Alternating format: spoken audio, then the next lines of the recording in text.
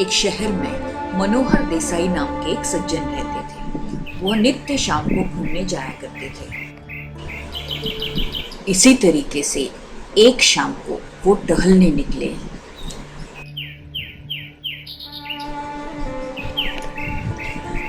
बगीचे में उनकी नजर बेंच पर बैठे एक व्यक्ति पर पड़ी जो काफी देर से परेशान बैठा था।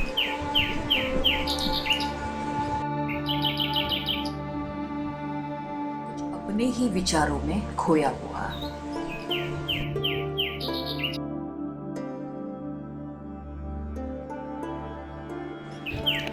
अंकल देसाई उसके पास पहुंचे। बेटा, क्या मैं यहाँ पर बैठ सकता हूँ? हाँ, क्यों नहीं?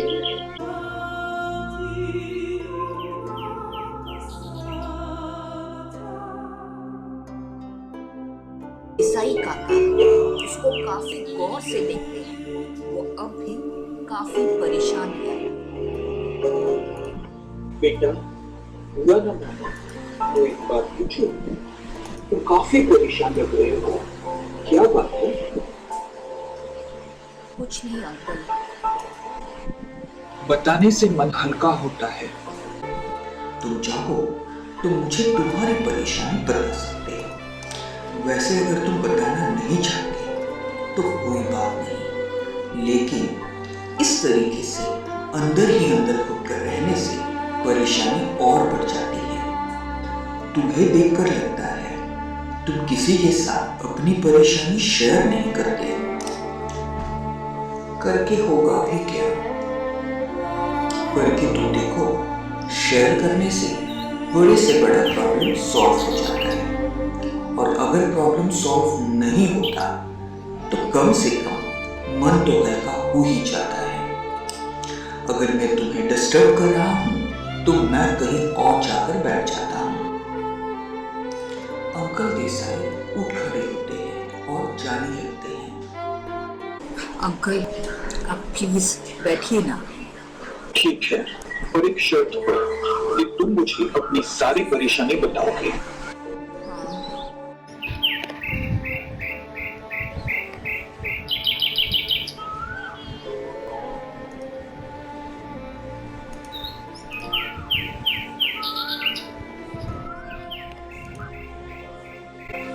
मेरा नाम मोहित है।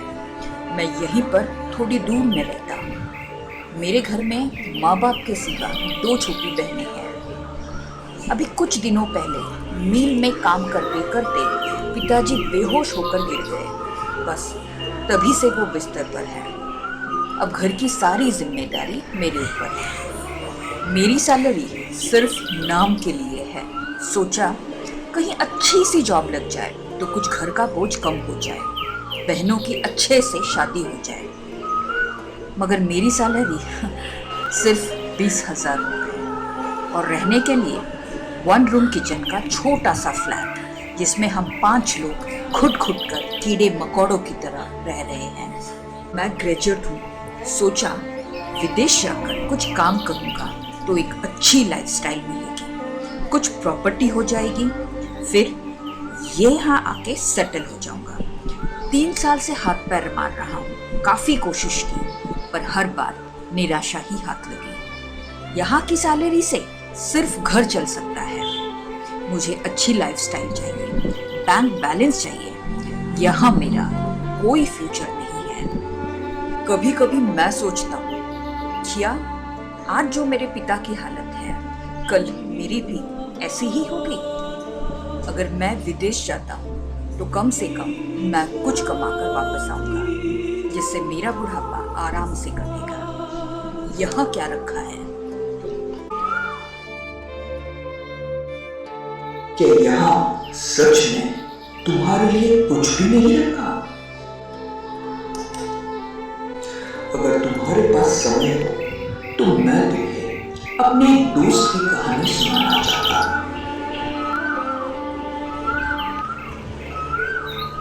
वो समय ही समय है मेरे पास।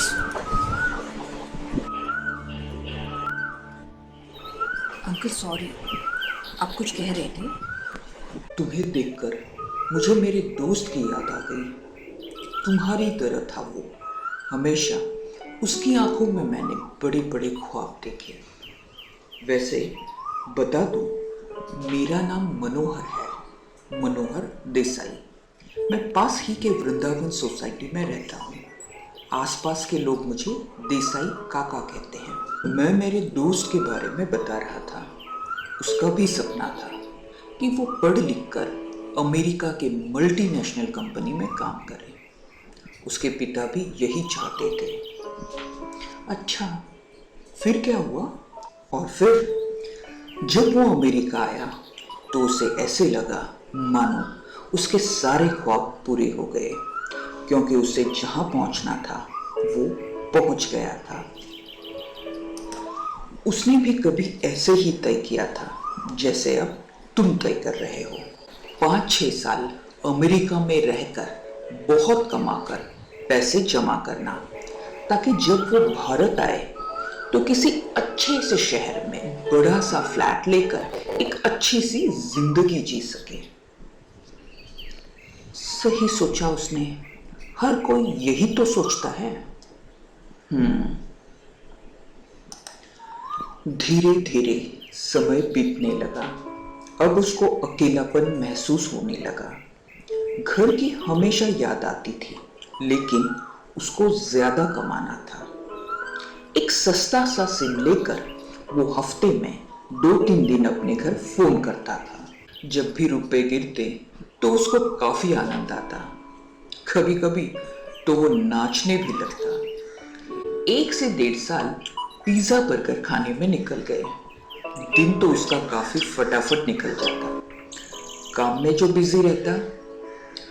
पर जब वो शाम को घर आता तो उसको घर काफी खाली खाली लगता। घर मानो उसको काटने को दौड़ता। इसी बीच उसको शादी के रिश्ते आने लगे। उसने अपने माता पिता से कहा, मुझे सिर्फ 1 हफ्ते की छुट्टी मिलेगी, इसी में सब काम निपटाना होगा। सस्ता सा टिकट निकालकर उसने हफ्ते भर की छुट्टी ले ली।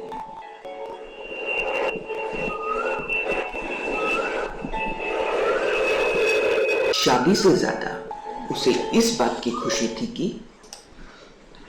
2 साल बाद वो अपने माँ बाप से मिल रहा था।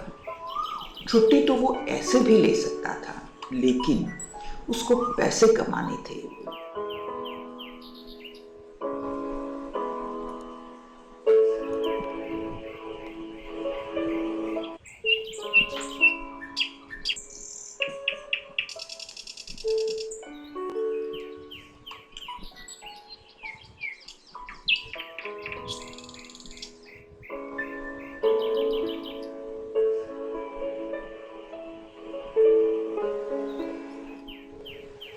शादी करने के बाद दूसरे ही दिन वो अमेरिका ने पड़ोसियों से ये विनती की कि उनके माँ बाप का ख्याल रखे।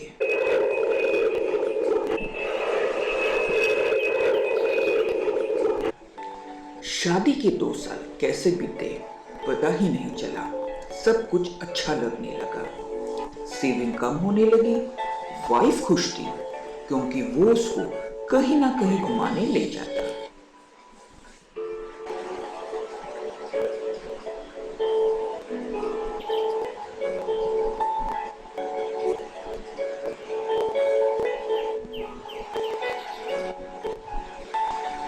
दो साल में उनको जुड़वा बच्चे हुए, एक लड़का और एक लड़की।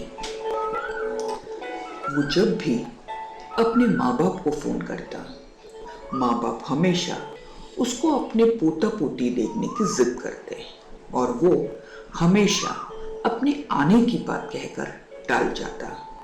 हर साल वो भारत आने का प्लान करता, पर पैसा कभी जमा ही नहीं हो पाता और हमेशा उसको अपना प्लान कैंसिल करना पड़ता। धीरे धीरे साल आगे सरक रहा था।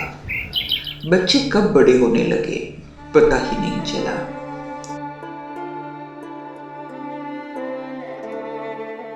एक दिन अचानक ऑफिस में रिश्तेदारों का फोन आया।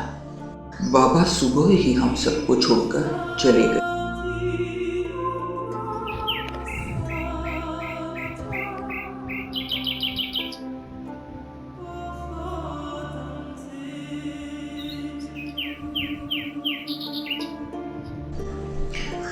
उसने बहुत कोशिश की लेकिन छुट्टी नहीं मिली। आग देने तो छोड़ो, 13वीं में भी न जा पाया। नाती पोती को उनके देखने की आस अधूरी ही रह गई। बहुत बुरा हुआ। ये तो कुछ भी बुरा नहीं था, बुरा अभी और होना बाकी था। 15 दिन बाद और एक कॉल आया। मां की प्राण ज्योति भी जा चुकी थी।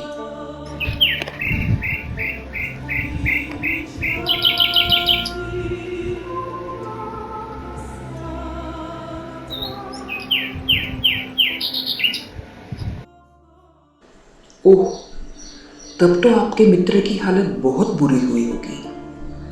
हाँ, इस बार भी छुट्टी नहीं मिली।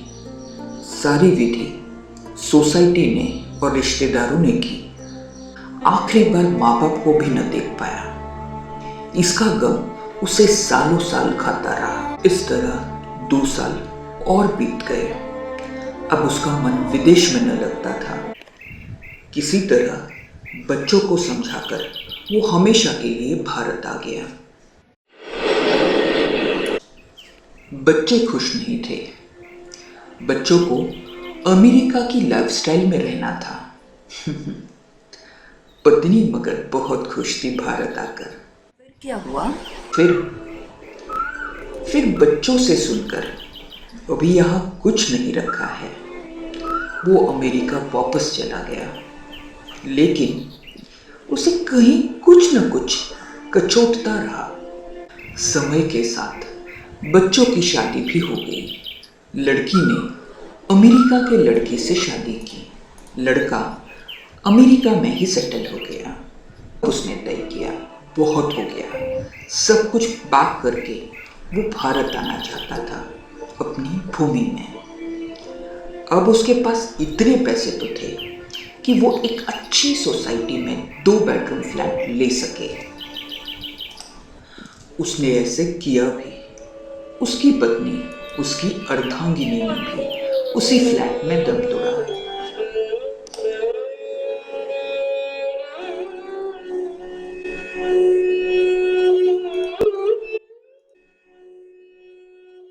अब वो 60 साल का हो गया है। कभी कभी वो मुझसे बात करता है। कहता है अमेरिका जाकर शायद उसने पाया कम, खोया बहुत। फर्क सिर्फ इतना है कि पहले उनके माँ बाप के पास 1 बेडरूम फ्लैट हुआ करता था। अब ये बढ़कर 2 बेडरूम हो गया है। और इसी 2 बेडरूम वाले फ्लैट में वो अकेले निराशा के साथ रहता है। कभी कभी उसे बहुत डर लगता है। उनके बच्चों का फोन आता है अमेरिका से। उन्हीं के पिता के जैसे ये भी मिन्नत करते हैं कि भारत आ जाओ, उन्हें उनके नाती पोती को देखना है। मगर उन्हें छुट्टी नहीं मिलती। कभी कभी इसे ऐसे लगता है जब इसकी मृत्यु होगी तो शायद इसका अंतिम संस्कार भी इसके पड़ोसी ही करेंगे। भगवान उनका भला करे। बार बार यही प्रश्न आता है दिमाग में, ये सब किसके लिए?